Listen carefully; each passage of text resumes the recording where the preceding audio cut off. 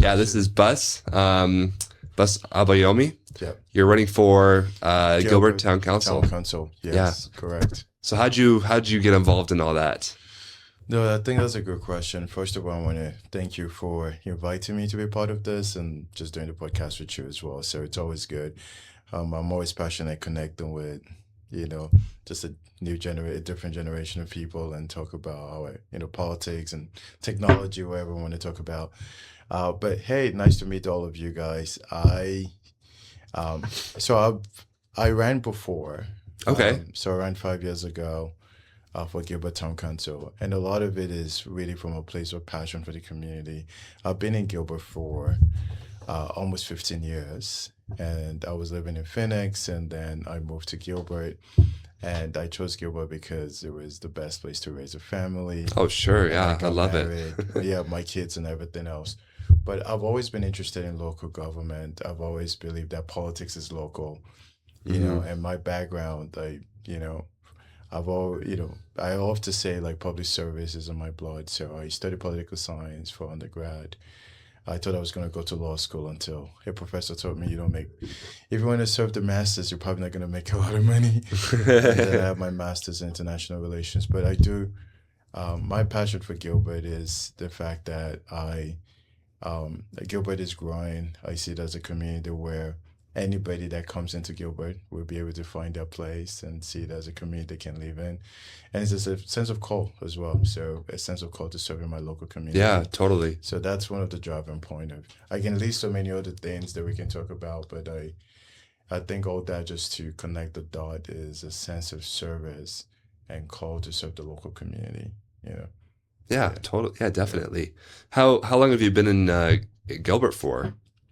So I did. I was in Gilbert for 2014. Okay. I've been in Arizona since 2012. So I've been in Arizona for a while, and prior to that, I was in New Oh, York wow. State. That's right. That's You where I you grew studied. up. Yeah. Yeah, that's what I did. So I spent a good chunk of my time there. So my time in Gilbert, just to say too, I've been very involved and active as well. Okay. I actually was one of those that was going to bring back the Gilbert Relations Task Force, which is a community task force that allows community leaders to be engaged in decision making. That if there's any urgent issue that happens, like a young person got killed and those issues come up, Yeah. so you have a task force of people that are able to address those issues as community focused. So I actually proposed that to the town, and that was back in 2020, and it was kind of bringing back the human relations commissions that we had before. Got it. But it became a task force. But I was part of that for a while. I'm Huh. involved in the business community as well, which is I've been part of the Chamber of Commerce. I'm on the Okay. board of the Leadership Steering Committee, which basically is an entry point of people that want to get involved in their local community. So in Yeah. 2017, I was part of Gilbert Leadership class 25, you Okay. know, which my class was made up of some of the people, got elected, some people are serving in the town, some people Yeah. are business leaders. So I think all that was kind of got me more involved in the local community. So it's just serving in different capacities and doing different things is kind of what got me more involved That's in great. Gilbert. Yeah, yeah. Yeah. That's really cool. I really love local government and how oftentimes how neutral it is, but also how involved the leaders are Yeah, in the local community. yeah, Um, there's I actually went to Washington D.C. a week ago for an event, and yeah. it was very different from how it is here in many ways. Right? Mm, Like a higher level up there. You mm, feel like there's a lot more distance yeah, between you and the people working there, yeah, but it's inspiring, yeah. right? And Yeah. Federal government is a different thing because you're surrounded by special interest groups and that's lobbyists and true. people That's that are true. doing Yeah. something. So it's very high level. It's all the way in DC. Uh-huh. And a lot of times, I mean, I think what motivates me is like I always believe politics is local. So a local government, That makes sense. Yeah. every decision that is made you feel the impact. I actually think local government has a greater impact on your day-to-day life Then than what happens on the Congress, on the federal level. The I believe reason that, for yeah. that is when we talk about the quality of life, like, so if you're thinking about where to raise your family, what kind of school, Mm, I mean, the town council works closely with the school district, but they don't necessarily make decisions on the school. But in terms of the quality of life, like your safety, your security, um, what kind of growth that is happening in your community, all those decisions are actually made on the town level, yeah, right? So definitely. I mean, I think what you said, yes, DC does feel far removed, and I think for me, it's somebody was asking me, why are you not running for Congress? I mean, because running for town council takes a lot of your time and everything else. Why don't you invest that energy? But I just truly believe in local impact and the passion and what you care about is you want to be able to see the decisions and the impact that you make from a local perspective. So, yeah, Oh, I definitely yeah, agree. Yeah, it's a whole other ball game, but it's a different ball game, right? it's a You have different ball there's game. different challenges and there's different rewards Absolutely. too. Yeah. So Yeah. now, I understand that you grew up outside the United States, right? And I was born in Nigeria. okay, I came here at the age of 14. So I, I won't say I grew up outside of the United States. I've been here for a very long time. okay, I came here around 9/11. But I just really spent most of my life. I went to high school, some of my high school here, went to college here.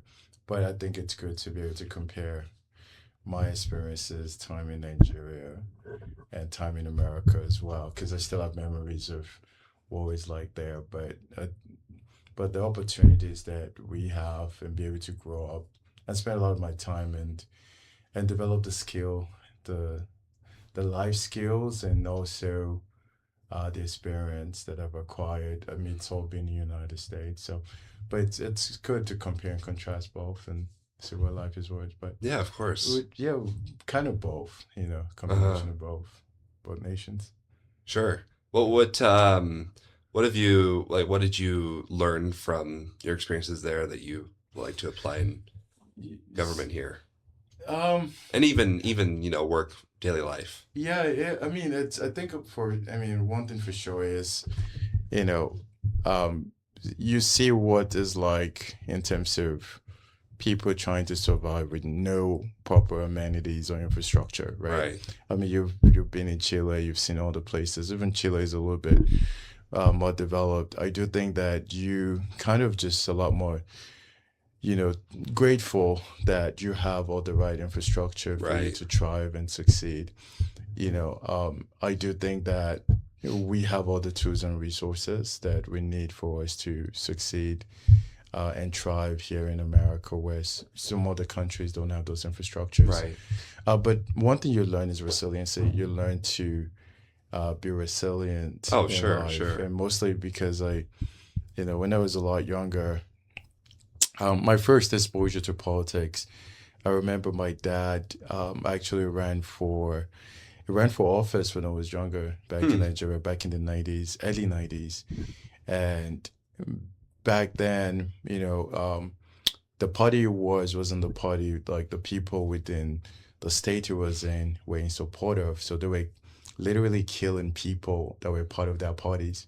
So my mom had to tell my Really? dad, yeah, I had to tell my dad to withdraw and not run for office because politics is brutal. In some other countries, it can cost you your life. So seeing that and knowing that, really what drives is public service. You really want to be able to serve your community, and Sure. Yeah. represent that. But you're also grateful that you can run. Yeah, there could be some meaningful things that people are gonna say. There could be some like dirty things that you're gonna see and things that are pretty disrespectful. Yeah. But I do think when you've seen the other how extreme it could be, it's just Mhm. kind of like, okay, There's can't get much it could better be than worse. that. It could be Or sorry, it could be worse. worse. It could be It could be worse. worse, Exactly. but I mean, I'm not saying like people don't have plans that to deter other people and do something to denigrate Hmm. them, but it just develop a thick skin that we're grateful to live in this country, and even as we celebrate Oh, sure. Centennial Yeah. and 4th of July, I think it's a reminder of how far we've come as a country. Sure. And I as well totally as agree. Yeah. yeah. Um, what was I going to say about that? I think it's, Yeah, I think there's a, there's a lot to, yeah, there's a lot to each culture. When I was in Chile, I felt I didn't expect to feel so much yeah, distance from the United States government and how we run things compared to them, yeah, because it is considered mostly first world. There is a third yeah, world aspect, but yeah. it's It's very pretty mixed. It's more very of a pretty mixed. second, Exactly. well, more of a second I think world. nowadays it's pretty mixed, but Yeah, before it yeah, was much more yeah, third world. yeah. Um, Mm. but yeah, it's still got, it's different. Like Yeah, there's a different level to how they feel about freedom yeah, and how they elect people. So yeah. And because they Chile, don't have man, the history like we do. it's very different. Every country is different, and it's a Latin American country. Right.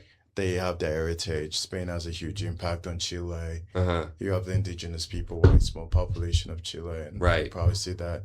So it's a very interesting historical politics. We're just talking about, you know, the back in the 70s, from going from Salvador Allende to Yeah. Augusto Pinochet. And why I'm talking about that too is my master's thesis when I did my international relations was on Chile. So it was interesting. Oh, But really? yeah, yeah, yeah. It was kind of the political transition in Chile. Oh, okay. So Okay. I have a strong interest in Chile as a whole in Latin America. But yeah, I think there's a lot to be. I mean, we can compare and contrast different nations, um, in different politics. But I'm very excited about the community I'm in, where I raise my family, Yeah. my wife and kids, and Okay.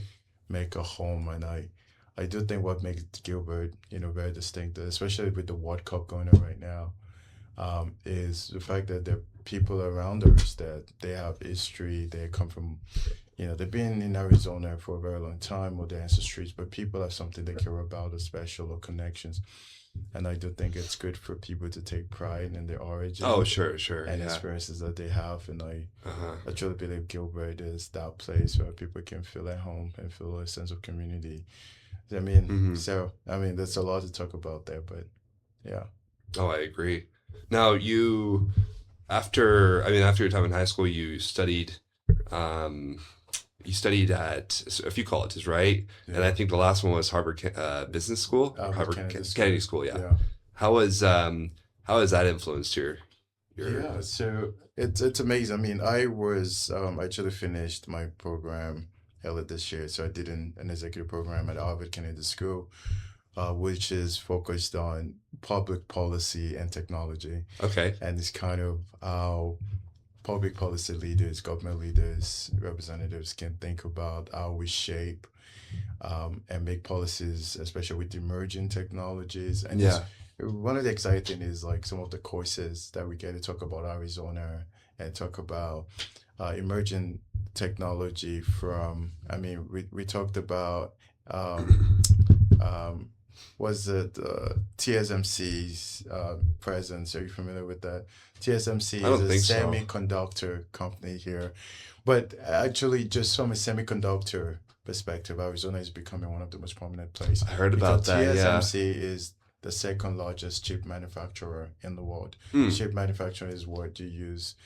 Basically, your phone, Oh, yeah. Microsoft, everything else is dependent on that. Right. So I mean, it's exciting. I met a lot of great people. I met some elected officials. I met some business leaders. Okay.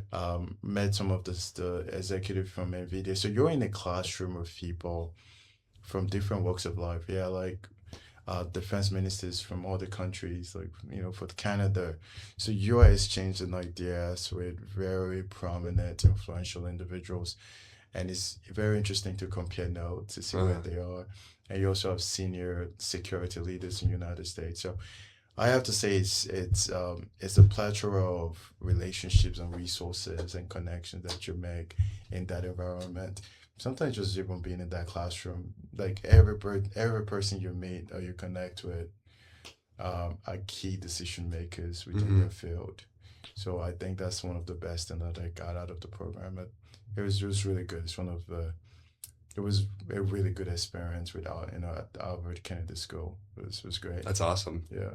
Yeah, I really like their education system. I mean, all the schools out there on the East Coast Yeah. are they're very structured and very like um I don't want to say rigorous. rigorous. Yeah, they're Yeah. very rigorous, but they're also they're old. Yeah, They they've have been that they have that experience in I guess establishing the good ideas of our country, yeah, yeah. right?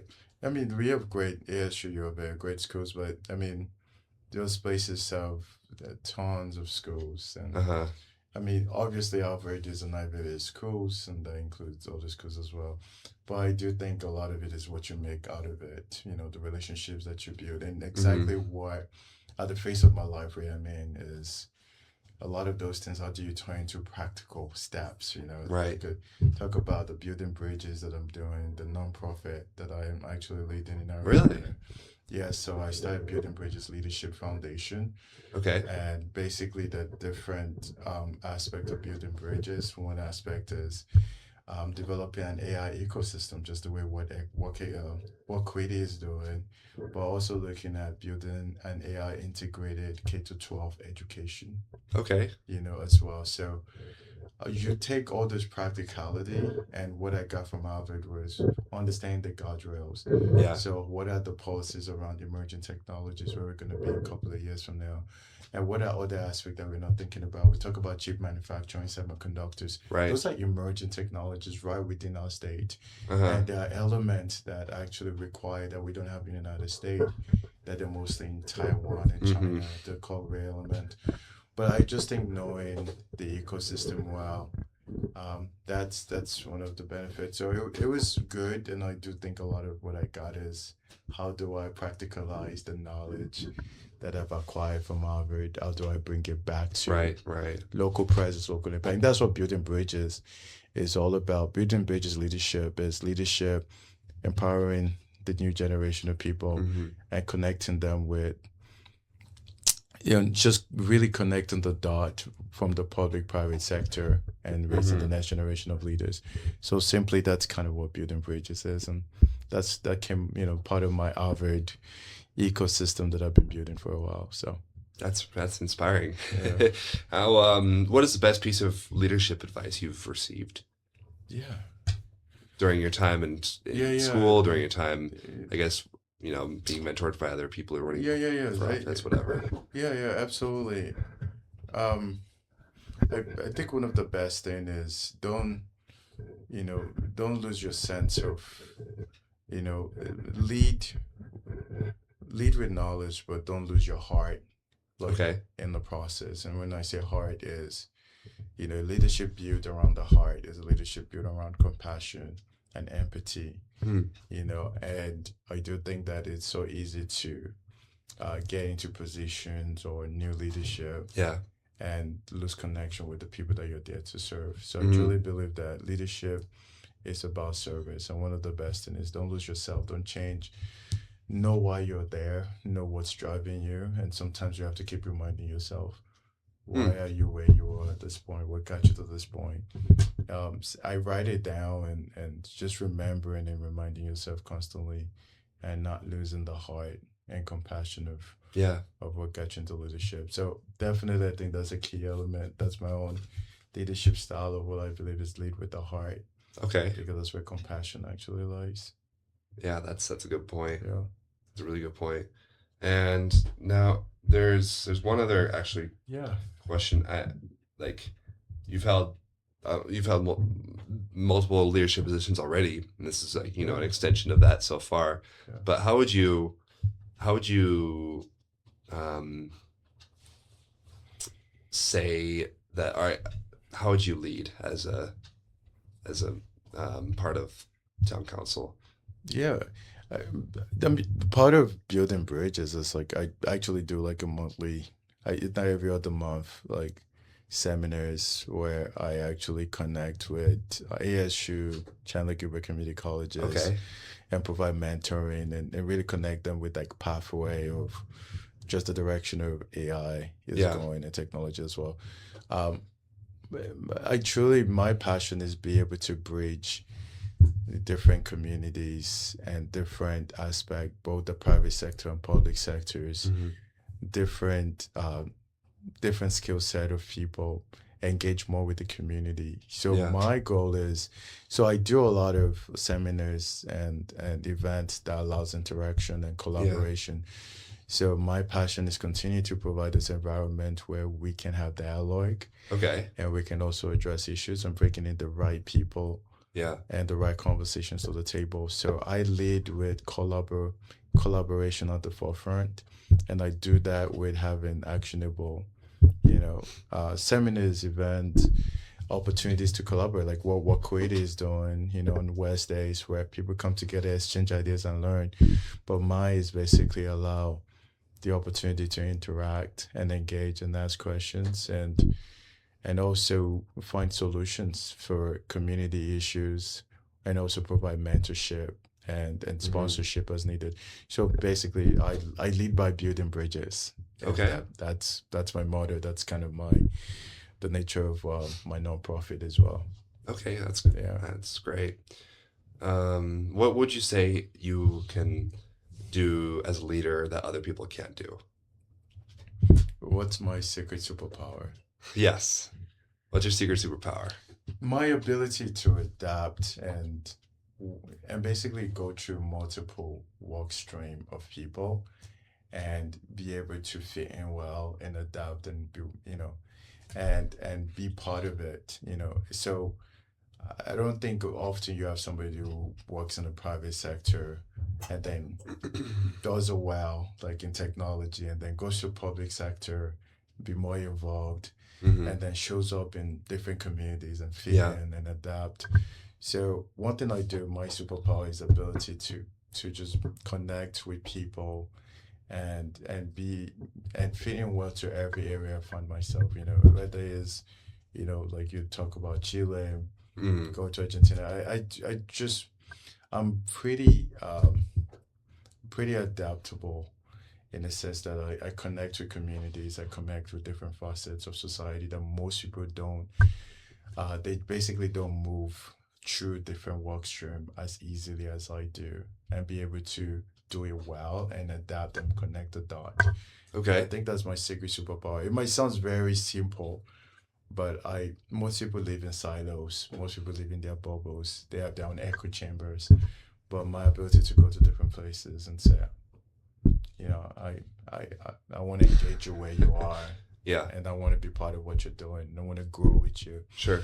I think that's a skill that we need in our society, and not many people do have it. Okay. So that's one of my secret superpower. Maybe it's not secret anymore because I'm telling Yeah. you. Because yeah. Right, Blake? But yeah. How would you see Gilbert in 10 years through your leadership? Yeah, Gilbert in 10 years is, I see Gilbert as, I use the word smart growth and smart infrastructure.